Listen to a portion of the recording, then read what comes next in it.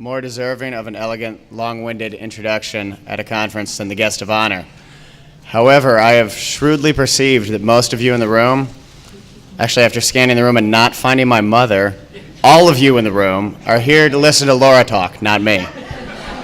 So I'm going to try and trim formalities here and just say a few quick things. Laura's written 13 novels. She's written newspaper articles, magazine pieces, short stories. She's won approximately 3 awards for every published piece. I'm not positive on that ratio, but it's closer than anybody else I can think of. What stands out to me about Laura is it's one thing to produce an extraordinary body of work. To produce an extraordinary body of work while continuing to work harder and harder still, and continuing to maintain a devotion to the craft, its practitioners, and its admirers is a different thing entirely. That's rare. And if there's one word that comes to mind at the end of the day, to me, with Laura, it is rare, both as a literary talent and as a human being. I am deeply honored to be given the chance to do this interview. After reviewing my questions last night, I realized that even if Laura doesn't like the interview, I've put together a hell of an audition for Fox News. I've got a wide range of hard-hitting questions here. Why are you so talented? Why are you so nice? How do you make your hair so shiny? So after this, I feel ready to take on Dick Cheney on Fox News. I think I'm qualified now. But truly, without further ado, because this is her event and I want to maximize your opportunity to hear her talk, let's get right to it. And I want to begin at the beginning with young Laura. You have written often of adolescent girls. Tell us about adolescent Laura. An embarrassing story would help. They're all embarrassing stories. I mean, I think one of the reasons I keep writing about adolescence is I never got over it. And there was some people in the room know I'm really interested in memory. I have a poor one. Actually, I contest I have an average one that everyone else is just lying about how good their memory is. And they're mistaken. But there was a study recently about the brain in the New York Times, which is that memories are stored close to where the emotion was produced. And that's connected. And so for me, the shame and humiliation of being a teenager was probably the most intense experience of my life, so I remember it the best. And I can blush all over thinking of something stupid I did when I was 15. You asked me to come up with an embarrassing story. That one I probably should have been prepped on because I would have had no end of it. But a story I come back to again and again, it's been in the fiction in various guises, is that when I was 13, I looked like I was 17, and that is not a good thing, especially when you have to get off a bus on Forest Park Avenue and walk a mile home along this busy street to where you live. And dirty old men would try to get me in their car, dirty young men would try to get me in their car, and I'm 13. I was a really young 13, and this was baffling to me. And I remember one time I went home after a particularly bad incident where a guy sort of stalked me down Forest Park Avenue, and I locked myself in the bathroom because I just felt like I don't want to be out there. I don't know what's going on. I don't know why these men talk to me. I really did not know. The nicest one I always remember was the one who stopped and was very polite and introduced himself and said, I see you walking down the street every day and I can tell you're really an intelligent girl. I like that line. Thank you. I bet that's what you can tell. But when he heard my age, he just about fainted and said, oh no, okay, fine, be on your way. And I had no idea what was going on. And I think I was really, and probably still am to this day, very immature, and I'm never quite where I should be with my chronological age. Maybe that's why I get along with so many of the young writers who are in their 20s, because I'm really probably more, on a par in terms of what I want to talk about and what I'm thinking about and what I'm feeling. I'm really backwards. And as a writer, that's not necessarily a bad thing to be. I didn't realize how creepy this next question was until I just read it. But staying on the topic of teenage girls, there seems to be a lot of attention toward and controversy surrounding this demographic right now.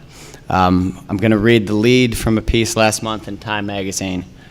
Unless you're an adolescent male, you have already asked yourself this question, perhaps in the past few days. Is there something wrong with teen girls? I will pose that to you now as a writer and chronicler of the teen girl. Is there something wrong with teen girls? Absolutely not. The problem is that they spend so much time thinking about what's wrong with themselves. I don't think people change that much. Technology changes a lot. Certainly the information that people receive has changed a lot. I don't think today's 13-year-old girl would be quite as naive as I was, but I think she would be, in some ways, as overwhelmed and baffled. I think she might make worse decisions. And I despair sometimes when I eavesdrop, which I do frequently. I eavesdrop every chance I get on any people I can, but especially when you hear teenagers now talking, and they're talking a talk they don't really understand, especially about sex. They don't have a clue what they're doing or what they're saying, and they think they're so, I mean, it really is kind of terrifying to see 4 girls who are 13 years old walking down the street, and they think they're like Carrie Bradshaw and her friends on Sex and the City. Right. And that, to me, there's the beginning of another crime novel, is these girls who sort of go out into the world in their high heels that they can barely walk in, thinking they're so smart and thinking they're so sophisticated. And I think they fall even harder than the girls I knew in my adolescence. But, you know, no, there's nothing wrong with being a teenage girl except the fact that every magazine and every television show that you see tells you that you're too fat, you're too thin, you're too tall, your skin isn't good, your hair isn't right, your clothes aren't right, your shoes aren't expensive enough. You know, by the end of 4 hours of watching television, you just feel absolutely crappy about yourself. But that's not their fault. It's, you know, it's the diet they're being fed, and it's the diet they're consuming. Very good. Returning to young Laura, some of the early books that stand out. Was there a book in particular? Was there a writer? What made the initial impact? Yeah. Well, I read a lot. I mean, the first thing that made an impact on me, I'm the youngest of 2, and when I'm very little, you know, everyone in the house is reading, and that seemed to me to be the doorway into the adult world. I had to learn how to read because I wanted to do what everybody was doing in my household. And I read quite a bit. I read very widely. My mother's a children's librarian, so, you know, I sat there when my mother was going to library school, and I read every single Newbery Award-winning book, which means that I read books like Gay Neck, The Story of a Pigeon, which is every bit as exciting as it sounds. So just an amazing book. But I also, and I've talked about this, but it's something I like to talk about. I was always on the hunt for forbidden books. And this all starts when my mother has a copy of The Valley of the Dolls hidden in the linen closet. My sister found it, and at the time I was a little bit young for it, but the idea of the books that you weren't supposed to be reading, I read the most horrible, trashy novels when I was a teenager. I mean, things that, Rosemary Rogers, does anyone remember? Oh, awful, nasty, terrible stuff. I loved it. There was a book I read called I, a Groupie, which was about, you know, as elevated a literary experience as you would expect from the title. But in that way, and I know I've told this story on myself before, I read odd stuff because I read whatever my sister read, and my sister, luckily, is the family intellectual, and she's actually the really smart one, and she's got a great mind, very quiet, very self-contained, very different from me in that way. And my sister read Jean Kerr, who was an American writer who wrote short, humorous pieces. She's best known for Please Don't Eat the Daisies, which became a movie and then a television show. But Jean Kerr was really funny, and she did a parody of this old Red Book magazine feature. It was called Can This Marriage Be Saved? And she did a parody of it with Humbert and Lolita. And I'm like 11 years old, and I'm reading this parody of this book Lolita, and I think, well, I don't know why this is funny, but I have a feeling that there's something very dirty about Lolita. And I must read this book, but it's a very dirty book, obviously, so I somehow procure a copy of Lolita. I'm 11. And I have it hidden under my bed. Of course, my mother finds it as quickly as I found Valley of the Dolls in the linen closet. She thinks it's hilarious, says nothing, and so I read it, and I didn't understand a word. So I read it again when I was 13, and I read it again when I was, I kept rereading Lolita until I finally figured out when there was actually sex going on. What year might that have been? I guess when I was like 35 or so, 35? I finally. It's actually, it's very disguised. Like it's really, it wasn't easy to find. And the thing was, so I read this book over and over again, and I fell in love with it. There's been a lot of talk this weekend about the tendency to perhaps overreach as crime writers and seize upon books that are clearly not crime novels and say they're ours. Lolita is not a crime novel, but it pays so much homage to Poe. If anyone's really geeky on the topic of Lolita, there's an annotated version that is so much fun to read, although Alfred Appel, who did it, I think he's wrong about 1 out of 4 times, and he gets a little nuts. Appel was actually one of my professors in college, and he was so kooky on the topic of Lolita that we once spent an entire class listening to records because these were the songs that would have been on the jukebox when Humbert Humbert and Lolita were driving across country. And we're just sitting there in class and see the pyramids along the Nile, and okay, and our next selection is, and it was like DJ day at university. So there's a lot about Poe, and it actually has one of the most elegant epiphany moments that would rival anything in a detective novel when Humbert realizes this nasty little clue. And for those who have read the novel, this is about him looking for someone who steals the most precious thing he has, Lolita. And there are, I think the first clue appears on page 3. And then there's a moment where he says, it's amazing. I mean, so in some ways, I think I was learning something. I've always maintained that more people should sort of forbid certain books to their children, and that would make them read. That would encourage it. Yeah, and so not this whole, eat your broccoli, read your classics, they're so good for you. These books, do not read them, they're under lock and key. And the kids would have the cabinet open in a minute, and they'd be there reading whatever you told them they must. That's how my dad read Ulysses, because he was working in the Atlanta City Library as a volunteer as a 14-year-old, and he was told, this is a banned book, and we must keep it behind the counter. And immediately Theo Lippman is reading Ulysses, which is something Laura Lippman has failed to do. Because someone told me it was good for me, so. There you go. I read somewhere that your first forays into the novel form were not crime novels. So I'm curious as to what you were working on at the start and how did that segue into a PI series? My true first foray into writing novels happened when I was 12. I attempted to write a novel when I was 12, and I got 60 handwritten loose leaf notebook pages in. And it was a story about an adolescent girl who goes away for the summer. And I'm crazy about the book A Tree Grows in Brooklyn. I've actually thought that A Tree Grows in Brooklyn never gets as much credit as it deserves because it centers on the story of a girl. And there's a tendency, almost all the young adult books that we talk about as universals have young men as their main characters, except for To Kill a Mockingbird, and can we just be honest about Scout?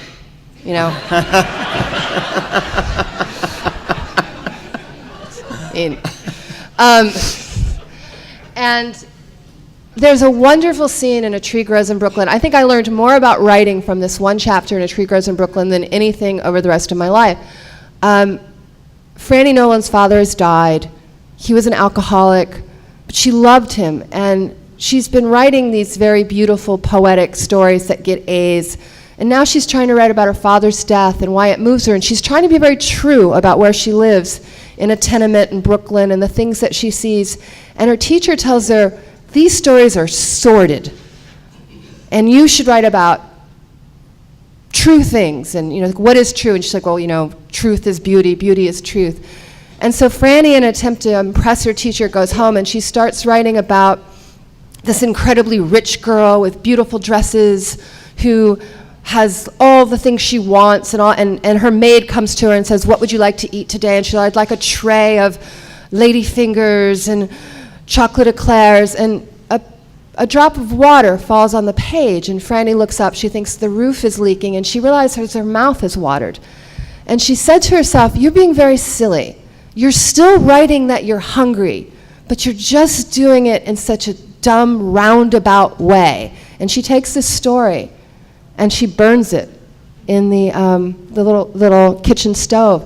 And I thought that was such a good lesson about not writing from a place of wish fulfillment, not creating people who are so much better than you, whose lives, we have a saying in my household, which happens to include another writer, which is we like to write people who are smaller than life. I like the occasional dashing, romantic, fabulous character, but actually only very occasionally. I wasn't a huge James Bond fan, although again, I read all of James Bond because I thought they were kind of dirty, and there was a place I used to babysit, the Cohen's house, and they had all the James Bonds, and when the kids went to sleep, after I'd finished going through the medicine cabinet and the nightstand drawer, and it's what we did, I would then sit in their living room and read James Bond. Were they dirty enough for you, or? I thought The Spy Who Pretty Loves Me was disappointing. kind of dirty. Okay. I thought that was sort of exciting. But I was 14 at the time. I'd met you here and there around various Mystery World events. Really got to know you at Dennis Lehane's conference down at Eckerd College. You've taught there for 3 years now? Mm-hmm. Okay. I know from numerous conversations that you have a real passion for teaching, both on a formal level and informal. And that makes me curious, what is your creative writing background? I know you were a journalist, you're a reporter. Did you have a writing workshop? Did you have a specific mentor figure, or were you just winging it out of a journalistic background? So my dirty little secret is I majored in journalism at Northwestern, and journalism absolutely pulled my average down in college. I wasn't very good at it in college. I mean, some people might want to follow up and say that I never got any better at it, but I did do it for 20 years and got to a good newspaper. But journalism classes, well, they're just ridiculous. I don't know. Did you take journalism as an undergrad? I did, and then I teach it as an undergrad as well. Let me clarify. She would like to pretend that was an accident, but No. There's just a style of journalism class that we had at Northwestern that I just thought was so bizarre. We'd have, first of all, there were all these really, really, really old men who had basically drunk their way out of their jobs in the Chicago press. And they would come in the first half of the classes, they would tell us how fabulous they were. This is my journalism education. And then... Well, you went to a good school. Then, in this room full of manual typewriters, 2 out of every 3 which were broken in some way, we would do these fake news stories, and the broken old down Chicago hack would say, "Okay, now I'm the fire chief, ask me questions. Now I'm Mrs. Clancy, who lives across the street, ask me what I saw." And then you would have 15 minutes to write a story about the fire. This is really not, I hope you're teaching, if you're teaching this way, Michael, we'll have words afterwards. Of course not. I think you can teach a lot in journalism school. You can teach ethics, you can teach the law, you can first of all teach people that they really need to be reading the newspaper if they wish to write for it. And I've taught journalism too, and I taught feature writing, so I do think parts of it can be taught. But the way it was taught at Northwestern could not have been more vapid, and here was supposed to be the best, and so journalism's just pulling my average down.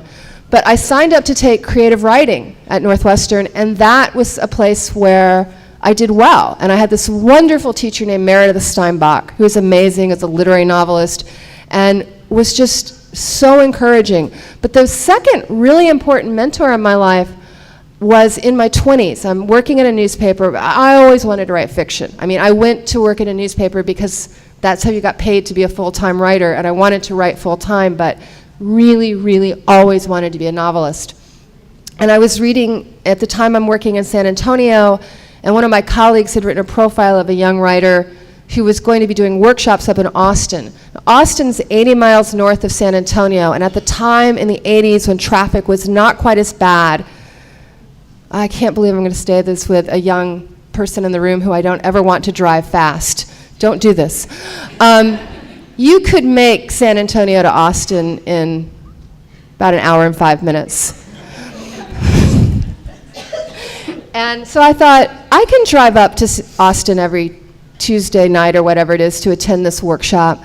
The workshop was taught by a young writer named Sandra Cisneros, who had yet to produce the house. She'd done The House on Mongo Street, but Caramello, her stories, Woman Hollering Creek. I mean, it was such a rush for me. I think Sandra's since gotten a MacArthur grant, and she's quite enormous now, but at the time, later she would tell me that she had to count her pennies, literally count her pennies to see if she could go out and have a cup of coffee after class. And she was so amazing to me. But it's interesting because in a way the antagonist were as important to me as the people who supported me. Sandra left, she got a teaching job at a college in California, and the woman who came in hated my work, questioned it at every level. She would say, "You have no right to write about Texas, you're not a Texan." And just hated everything about me. And the people who hated my work built me up as much as the people who supported it. I'm glad I had the early support. I think if you get the hate first, maybe it doesn't work out as well.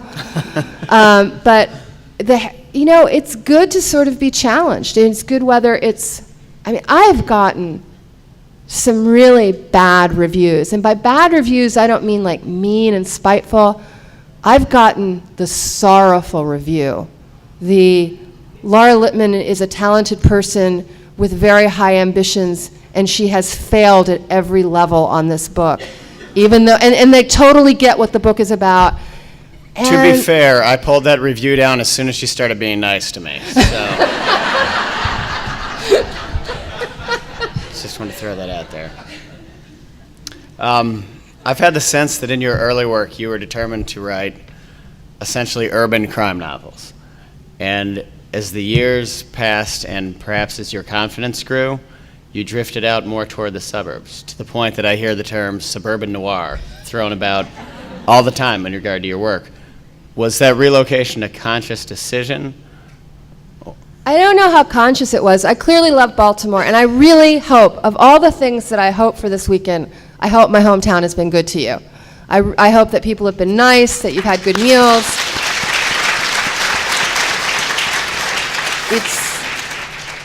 And so when I write about Baltimore, I write from this almost romantic sense of it. I do, as I said, I try to include the flaws, but I really just love Baltimore, and so the Tess books have always conveyed a love of Baltimore. Again, I spent my adolescence in a suburban high school outside of Baltimore. I went to city schools through 9th grade, and then when my parents transferred me out to a school about 30 minutes out of here. And so maybe it's because, again, I had that horrible adolescence. I find the suburbs terrifying.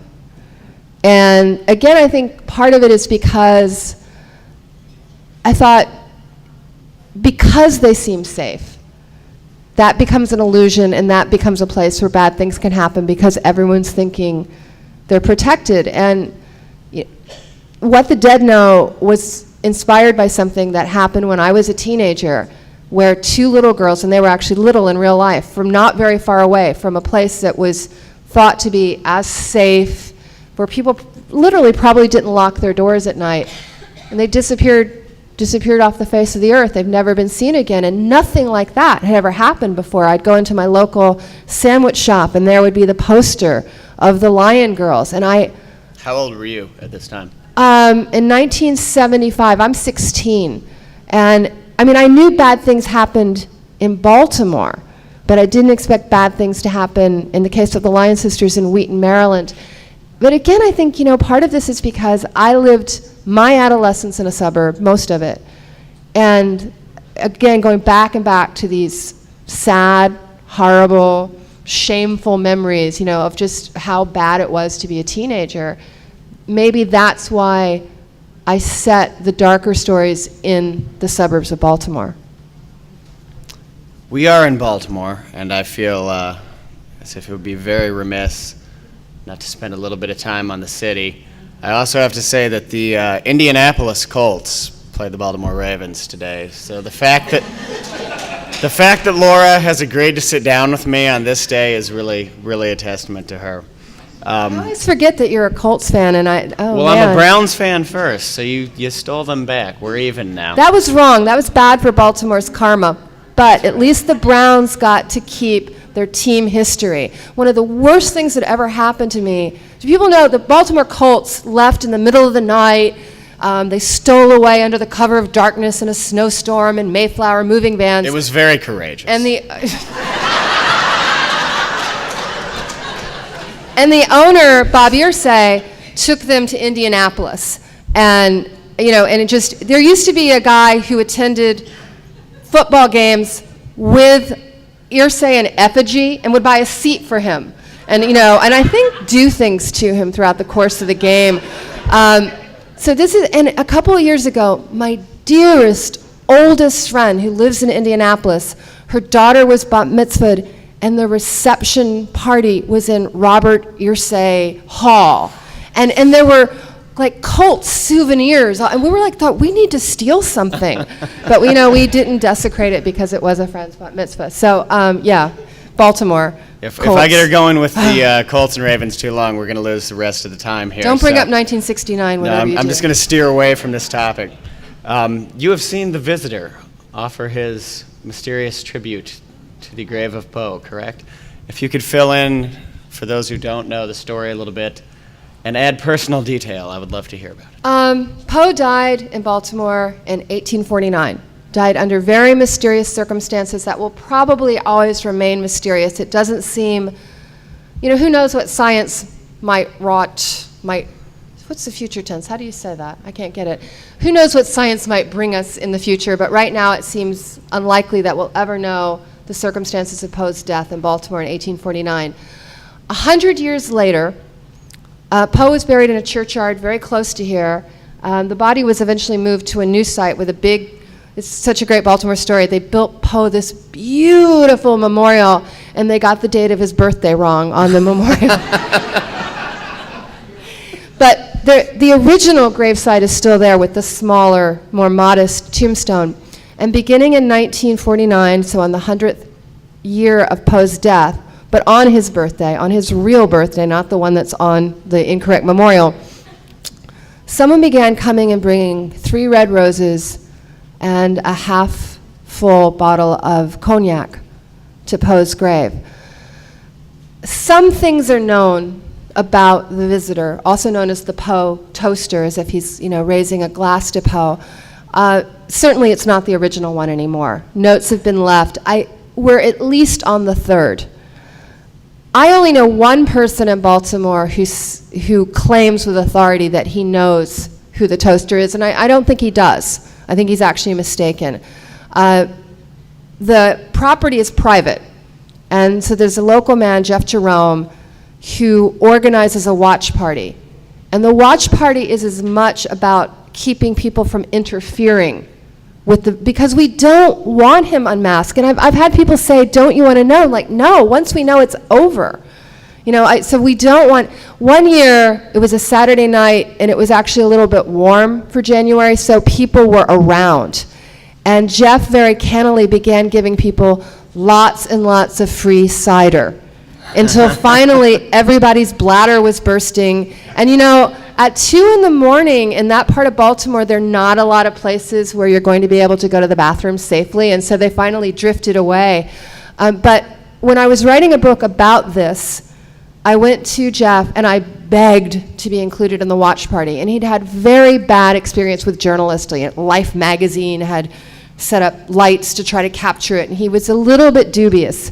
But I said, I'm not doing this for the newspaper, although I will probably have to offer sort of a straightforward version of what I do. I'm doing it for my own research.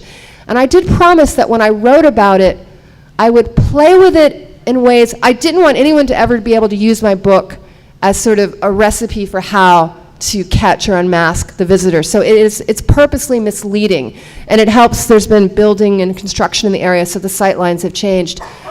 So you meet at Westminster, which is now, it's where the Seamus banquet was held Friday night. And you get there about a little before midnight, and all you know is it'll happen before dawn.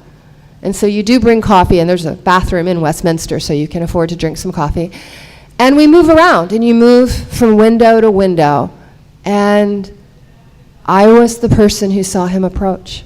And I don't give details. I don't give details about what the person looked like, how they arrived, how they exited. It is one of the most magical things that ever happened to me. It really was like living inside a Poe story because it felt so ghostly. And, not a lot of people have been part of the official watch party, so it's something I really cherish. And, like every year, the day after, or I sort of now get on the internet. I used to pick up the paper, but I now get on the internet, like, did he come? Did it happen? And I kind of, I know one day, I'm worried that in my lifetime there's going to be a day that the visitor doesn't come. All right. You're writing the New York Times serial right now, and in the serial, Tess is pregnant. Somewhat of a surprising development. Was this a development you'd originally planned to work into a future novel, or did this come to you after you were approached to do the serial? It was an idea I long had about Tess. And I keep trying to credit my sister. And I guess the poor memory runs in the family because she has no memory. Years ago, my sister said to me, it was after a nice little bloody story for a Sunday morning. I almost severed my toe back in the 80s over on the beach, and I was on crutches for a week. And my sister said, this would make a good story, like a rear window story, a young woman alone in a house who doesn't have, great agility of movement. And somewhere over the years, I began thinking about, wouldn't it be interesting to do this with a woman? A lot of my friends, I should put this in there, I've had almost half a dozen friends who have had problematic pregnancies and have ended up having to stay in bed for the last 2 months. And it happened to my college roommate. It happened to a really good friend of mine who was a New York Times reporter. I ended up writing an article about, in the Sun, about several women who met in the NICU after they had troublesome pregnancies. So I did know a lot about the issue. And I just thought it was provocative. And I really wanted to do, of course, it's Rear Window and Daughter of Time. And I thought this would be a great homage. And I really thought it would mess with people's heads. And I never say I'm always careful. I say, don't ever say anything is unique in crime fiction. Don't ever say anything's the first. But there haven't been a lot of pregnant PIs trying to solve a case. Marlowe was never pregnant. One of the interesting things to me reading this, you have, from Tess's point of view, she frequently is addressing her new limitations and struggling with them. There's the conversation about her desire to drink wine. Oh, can't drink wine anymore. There's the great line when the doctor has cautioned her not to go to the bathroom too fast, and she wonders, how can one waddle to the bathroom too fast? As you're writing from Tess's point of view and seeing her limitations, you're also seeing the limitations you've imposed upon yourself with what you can do with the character.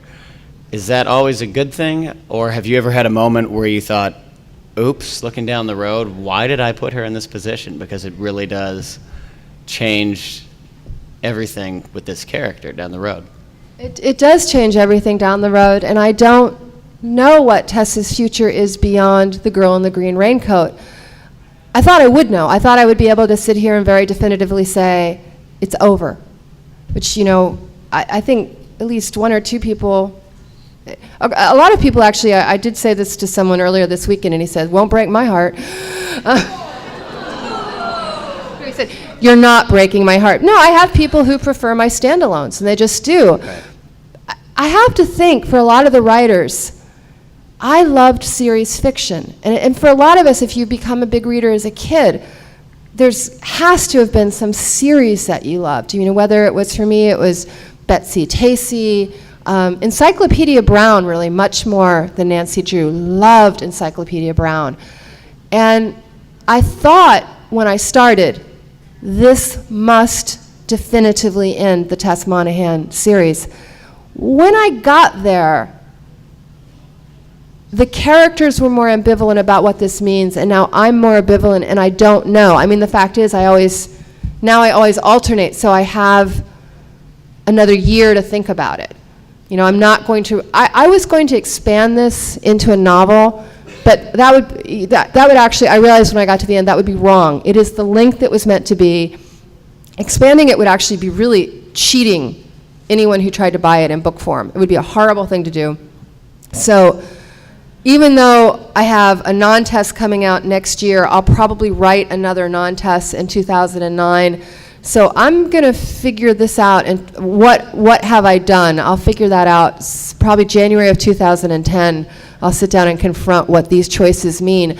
Generally, I don't feel hemmed in, and this is something I'd be curious talking to other writers about. I like having to deal with the history I've created. Right. When there are continuity changes in my books, trust me, they're just really big errors on my part. Although they're more in the standalones. I've had one character in the standalones who has appeared in them as a minor character. Her first name changed between Every Secret Thing into The Power of Three. And it didn't get caught until a foreign translator went into What the Dead Know. That was nice. And another, this is a hilarious story. I have this character, Kevin Infante, that's appeared in the books. And my agent, Vicky, gave them to her, I think it's her doorman or the elevator operator. Vicky's in here, I know. And he's Polish, and he's a really big reader. And he read all these books, and he said, but, Vicky, I have one question. Why did Kevin's hometown change? Like, you be my copy editor. So I like having to deal with the universe I've created. I like saying, no, I can't now create a younger brother for Tess because it would be convenient to have one. Right. And I can't change the fact that she went to Washington College, and I have to deal with the universe that's there. Creatively, I like it. I think it's fun. I think it's challenging. In Every Secret Thing and To the Power of Three, among many other works, including, is it the crack cocaine diet? Yes, the crack cocaine diet. A short story that I absolutely adore. If you haven't read it, read it immediately. You have minors committing crime or violent crime. And I'm wondering, is there a reason you found yourself drawn back to this concept? Are there things you felt you'd left unsaid or unexplored initially? Of minors committing crimes? Minors committing violent crimes. Yes. I think why I write about kids in crime is because, one thing about being a kid is that you're just not as smooth as you think you are. It's probably true of being an adult, too. But, young people fascinate me because there are not a lot of layers. And also, I just have a long-standing interest in, I think it's from being a reporter.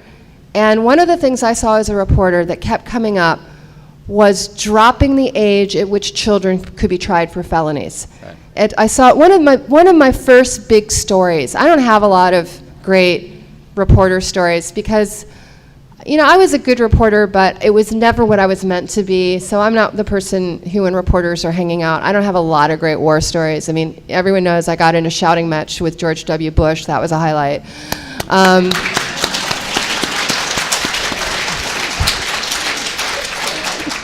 But one of the few real highlights of my reporting career, and it begins like a lot of stories of my life, steeped in failure. I just gotten a job at the San Antonio Light, which was a much bigger newspaper than where I'd been working in Waco, Texas. And three 14-year-old boys had raped and killed a classmate's mother.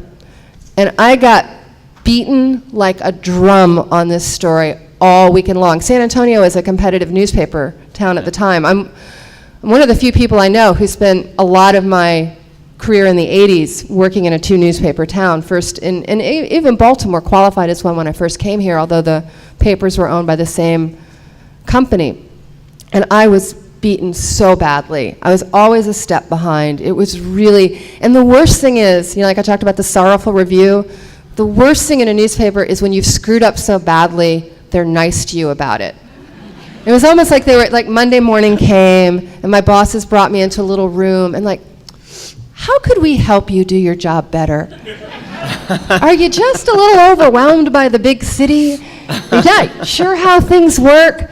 And and they said, okay, well now tonight, there's gonna be a school board meeting in the area of town, which was very far south, outside the city limits where all this happened.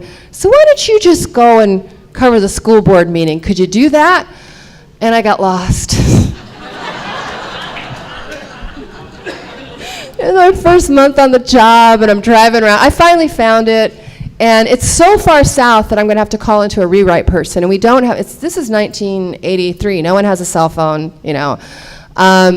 And there are these institutions in South Texas known as ice houses. It's kind of like a convenience store with a pool table, and maybe you could buy some food. And I found this ice house that had a payphone, and I go to use it, and of course someone's on there, and she's talking, and of course everyone's talking about what had happened. It was a huge deal. And I'm just sitting there feeling like the stupidest person who's ever lived. And so I'm idly making conversation with the family that owns the ice house. I said, yeah, well, that was really bad what happened, right? And yeah. I said, I just can't imagine, you know, something like that happening in your neighborhood. And like, yeah, it's pretty bad. I said, and, I mean, you know, those kids, what were they thinking? And the teenage son who was there looked up and said to me, I told Mike not to do it. Excuse me? He said, well, I was with them, and I cut school with them that day.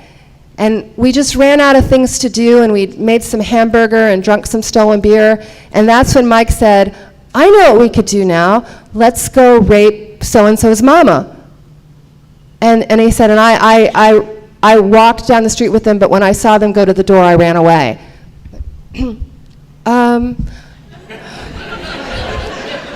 I'm a reporter, and I would like to take some notes now, please.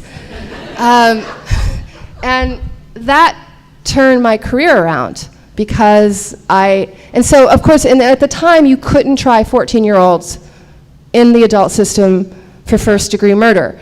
And immediately, every time this would happen, people would say, well, we have to be able to, you know, there'd always be these law and order people who wanted to drop the age.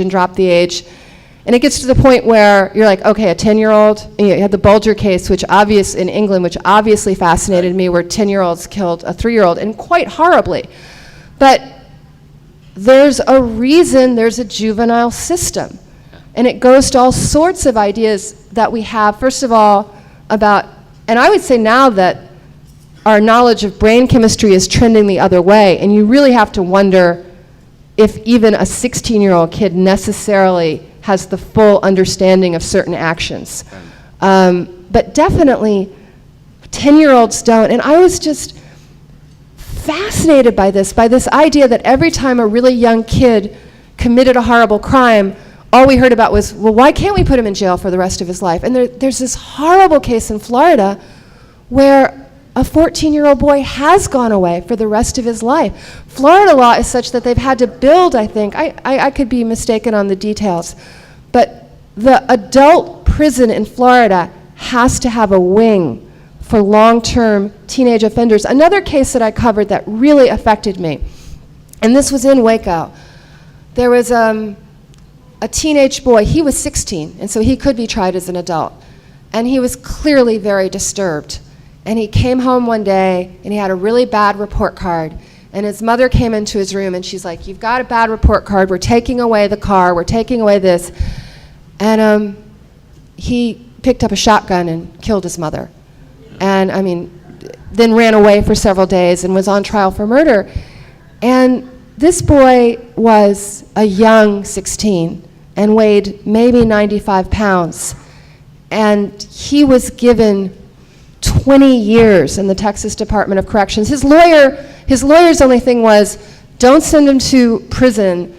If you will acquit him, I promise I will send him to Lester Roloff's School for Boys in Corpus Christi, which really wasn't much better than prison. I mean, Lester Roloff was investigated by 60 Minutes. It wasn't a great place to go. No, I say I have no stories as a reporter. Lester Roloff was a big evangelical preacher, and I was sent to interview him. And we got into a discussion of school prayer, and I said, can't you see that some people pray differently than you do, and they don't want Christian prayer in the school, and the fear is that it will be Christian prayer. And Lester Roloff took my hands in his and looked deeply in my eyes and said, Laura, are you a Jew? Like, very warm. So, you know, and I watched this kid get sent away for 20 years, knowing that under Texas law, because he had used a firearm, he was going to spend a minimum of 7 years. And I just thought, that kid is not going to be better off. And we're not going to be better off when he comes back to us. And so I think why I come back to this again and again is because I do think kids are different, and I do think they should be treated differently when crimes are committed. I'm kind of horrified now that in Maryland, under certain felonies, you now have to petition to be a juvenile, because another part of the juvenile system was it was confidential. Right. And you were supposed to, it was confidential because you're young enough to deserve a second chance. And so I think all of these ideas are floating around when I come to, and I mean, obviously, and then just the crack cocaine diet, I just think that's funny. But the issues of juvenile crime actually give me a nice little segue to The Wire, which was created by your husband, David Simon, sitting right over there, and I hope he doesn't attack me for this question. It also featured writing from a bunch of unknowns like Dennis Lehane, George Pelecanos, Richard Price. Last year when the show made its final run, it became just enormously popular for reviewers and fans alike to refer to it as the first novel for television, to the point that last fall I thought an ordinance had been passed where if a critic did not use that phrase, they'd be fined. Your response, however, and I quote from an email, "Comparing The Wire to a novel is like comparing a chinchilla coat to a pair of cowboy boots. Explain." Notice I said, and so The Wire is the chinchilla coat, and the novel is the cowboy boots. They do very different things. I mean, okay, yeah, they're both stories. A coat is clothing, boots are clothing. The Wire cost, correct me if I'm wrong, I believe about $3.5 million per episode. Give me $3.5 million. No, and the reason it costs that is because it uses actors, and it has all these costs. And a television show has the advantage of using at least two of the senses, whereas the novel is completely dependent upon the reader to bring all of the reader's senses to bear, to imagine everything. And so, the thing is when people say The Wire, it's funny, because when people say The Wire is a novel for television, they think they're elevating The Wire by making that comparison. And they're also, and that they're denigrating television. I think what they're missing is that the real thing is that The Wire is extraordinary. It provides an experience that's different from a novel that, there are novels that make me cry. There are novels that make the hackles on my neck stand up, I think, which was Jim Crumley's definition of what you should feel. But not as much, every year on The Wire, especially in the penultimate Pelecanos episode where, and I'm being careful of spoilers, it was George Pelecanos' job on The Wire to kill someone that would, and piss everybody off. Like George was charged with taking out a character that would create frenzy among the fans. And there are these moments, like I can't quote the one, I'm almost tearing up thinking about it. It's in episode 9 of season 5. And I slipped into a theater in London just 2 weeks ago just to watch that moment again. And so I think what television critics are doing is being very lazy. And they're denigrating television. They're saying television really can't be that good. And when it's good, we're going to compare it to something that's not television. And how about if we just said, well, wait a minute, shouldn't more television be this good? Right. Why are we saying that, it can only be this good every now and then? So I think The Wire is extraordinary. I have made a vow never, ever to invoke the G word with regard to my husband in public again. I did it once. I'm not saying God, which is actually something that was said on the BBC a couple of weeks ago. David Simon is a god. But, I ask you to ask this because I think, people thought I was going to go off and make fun of The Wire and say, oh, it's not as good as a novel. The one thing that does make me a little nervous, I have a lot of super intellectual friends in New York who've embraced The Wire, and they say it's better than a novel. And at that point, I do sometimes think, oh gosh, even the smart people don't want to read anymore. and they're just looking for an excuse to, put books down. And that makes me nervous for the future of the book, but that's not The Wire's fault. Staying with The Wire briefly, last year you received a bunch of attention for various best-selling novels, award-winning short stories, little things like that, but your real accomplishment, in my opinion, slid under the radar, which was when you appeared as a surly, lazy reporter named Lippman. And I'm wondering, how did you stretch yourself into such a role?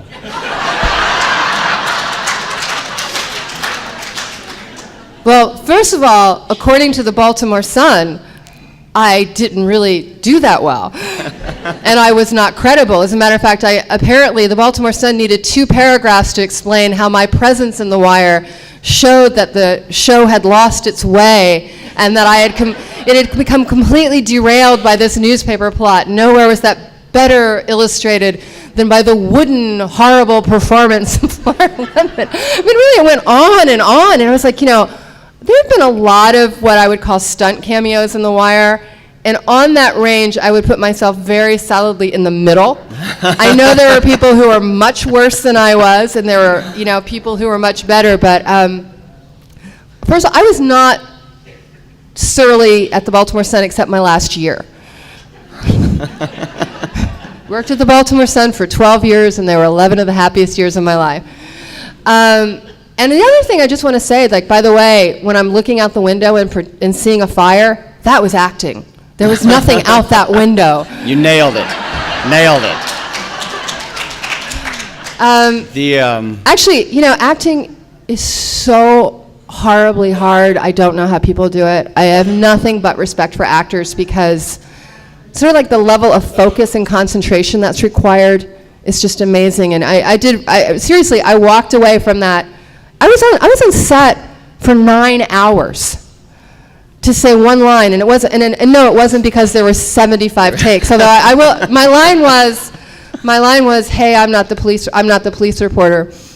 And I tortured my husband all weekend by doing different line readings. "Hey, I am not the police reporter. I am not the police reporter? I am not the police reporter." So that was the best part, just getting to do that. I also, every now and then, I was pretty good about not being that much a part of The Wire. As a matter of fact, I was very proud of the fact that I came to set so often that when I did show up, some production assistant would try to force me to leave the property. Like, we can't have you around here. But one time when we were out with a bunch of actors, The Wire every year used the same theme song, but used a different performer. And one time, as I think 5th season was getting ready to go, they're like, "Who's going to sing Down in the Hole this year?" And I just said, oh, I'm doing it this year. And I'm doing it in my Ethel Merman voice. And you could tell for a split second they thought this was true. And they were all just like... I'm being flagged that we're getting close to time, but in typical Koryta fashion, I don't care, and I'm going to go overtime. But I think it would be wrong to let you field these easy questions and have so much time with them. So I've prepared a rapid fire portion of the questioning. There are going to be 5 questions. The rules are you have to answer immediately, without hesitation, and as honestly as possible. I'm going to return a favor. You interviewed Dennis Lehane when he was guest of honor in Chicago, and the only question I really remember from that interview, you asked his favorite obscenity, which for the record was cocksucker. What is yours? Cunt. Well done. For those of you who thought I was kidding about the hair question, what's your shampoo of choice? I have 3. I do. I have 3 different shampoos. Well, let's hear. There's a daily shampoo, Mint Origins. There's a shampoo by John Frieda that maintains your dye job. And then there's another shampoo that helps get frizz out. Very so it nice. depends on the day, what I need. Very nice. All-time favorite one of your book covers? Oh, What the Dead Know. What the Dead Know. All right. One word that describes John Jordan? Great. Coward. No, you said I had to say what immediately came to mind. And, after this weekend, how could that not come to mind? And I do want to give a few minutes to take questions from the audience if we have it. But my final question, one song that you absolutely love but would be embarrassed to admit in front of a room full of people.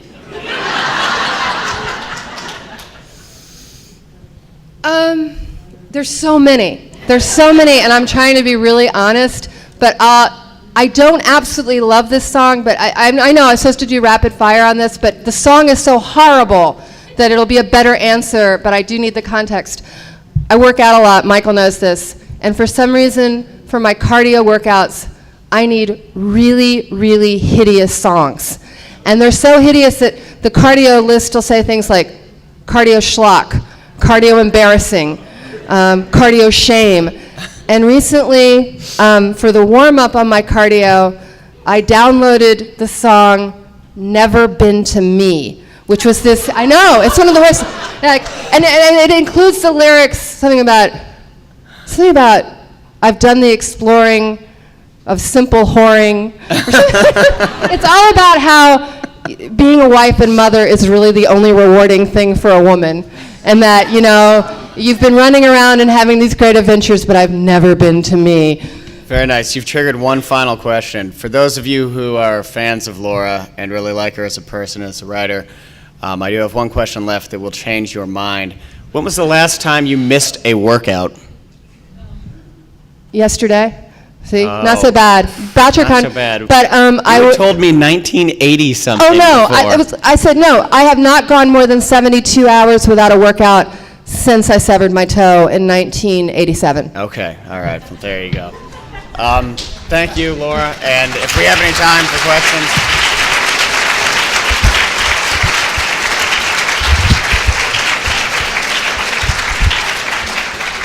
I'll let you. Okay.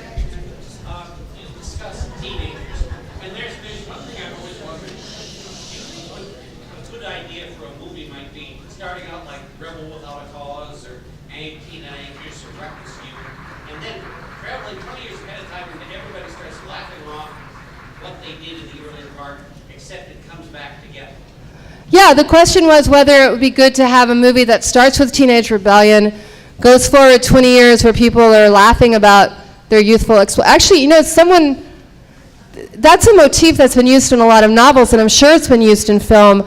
A novel that I really love that did that is Kevin Wignall's, I think it's Among the Dead, where there's someone correct me because I can get things really wrong, but Kevin Wignall, a British writer who's not here this weekend, wrote a wonderful novel that does exactly that, although they don't really laugh it off because it was pretty serious. So I'd have to think about whether it could be something that you would laugh about that could then come back, but I would love that. I think Never Been to Me just wrecked people. They have no respect for me. They don't want to know anything that's in my head anymore. I apologize for sending you out with that, I really do, but I told the truth. No questions? Oh, there. Hi. Oh, wait. Joe, you'll be next. I've got one up here. Sorry. Where can people who didn't follow the serial read the girl? Oh, I've been asked about the New York Times serial, The Girl in the Green Raincoat. It's free on NewYorkTimes.com. It's going week by week right now with sometimes interruptions. It'll be 15 chapters at all, so it doesn't really serve my best interest to keep reminding people they can get it for free, because I do hope to sell it eventually in some other form. But yeah, NewYorkTimes.com. Joe.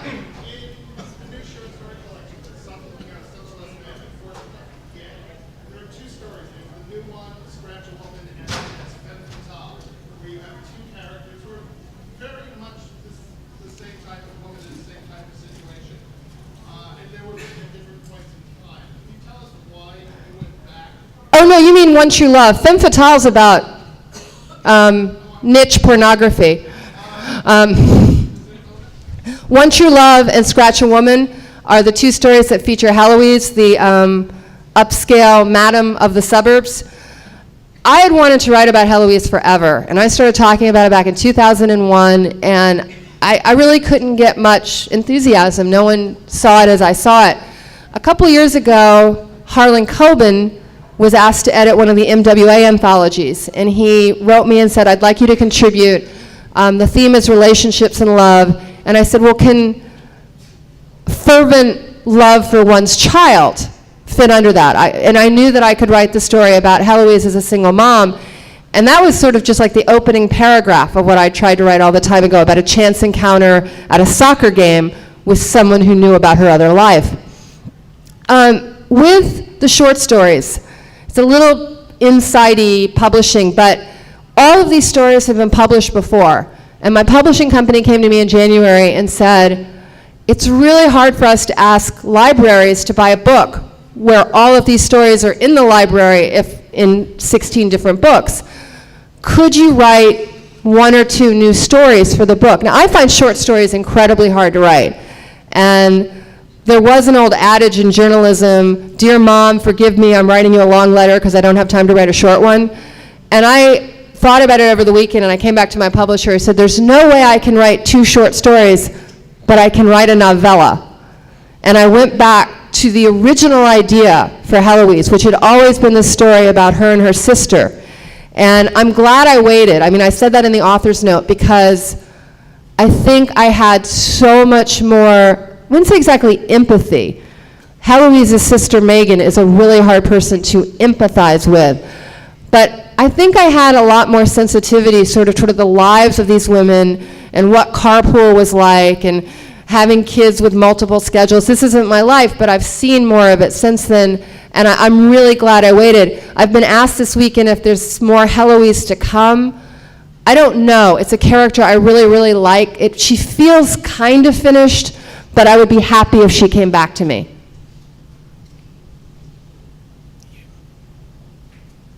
There in the middle? Oh, Cheryl. Hi. People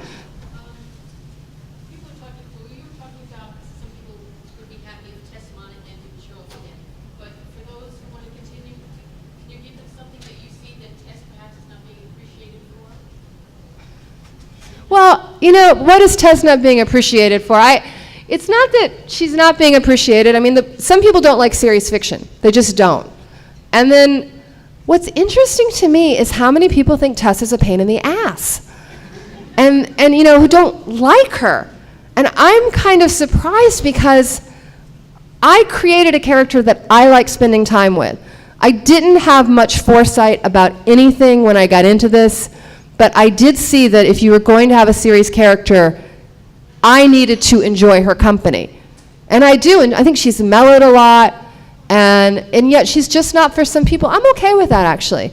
I think, you know, she's gotten smarter. It's Gary Niebuhr in the room. I love this because he's someone who comes up to me and says very frankly, I didn't see it at first. You know, here is this detective. She wasn't very good at what she did. I'm like, yeah, because she was a beginner, and she got better, and you know, and I got better. That helped too.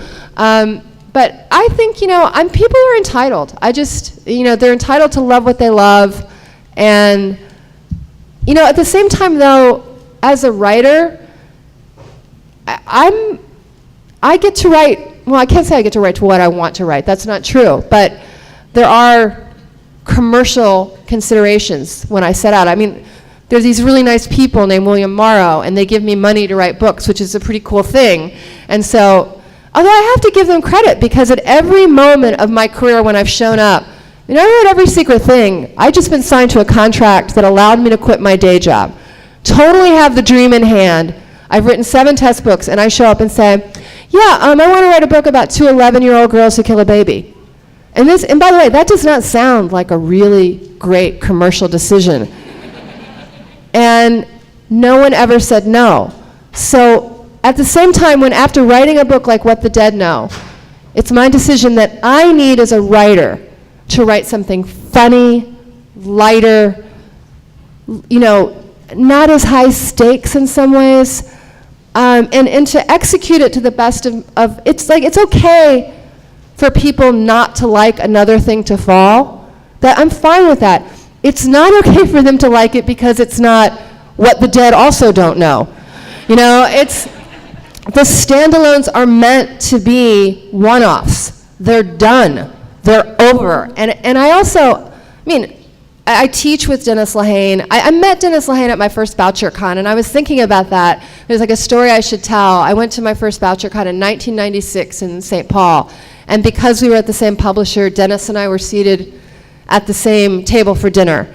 And I think, like, this weekend, people are making friendships like that. And like 14 years hence, you will be telling these stories. And so I'm crazy about Dennis, and I've read everything he's written. And Dennis and I did an event off campus, as you will, the other day, and to me, he's a writer like Jane Smiley. And those are the writers I really, really admire. That, you know, they won't keep doing what's proven to be successful. They want to see if they can do something else and be successful. Jane Smiley has written an epic novel about Greenland, a very good crime novel called Duplicate Keys, one of the most beautiful novellas ever written called The Age of Grief, gorgeous short stories, a campus comedy, King Lear moved to the Iowa farm country, and a really good book about real estate that I adored. The only book I didn't read of hers is the one of, I don't like horses. I never had the horse phase, forgive me. I'm the only girl from Maryland who never made it through Misty of Chincoteague. So like I said, I'm fine with it. I mean, I like Tess, and I need to like her. Everyone else doesn't need to. So I'm okay with it. Go enjoy Baltimore. Thank you very much, Delora.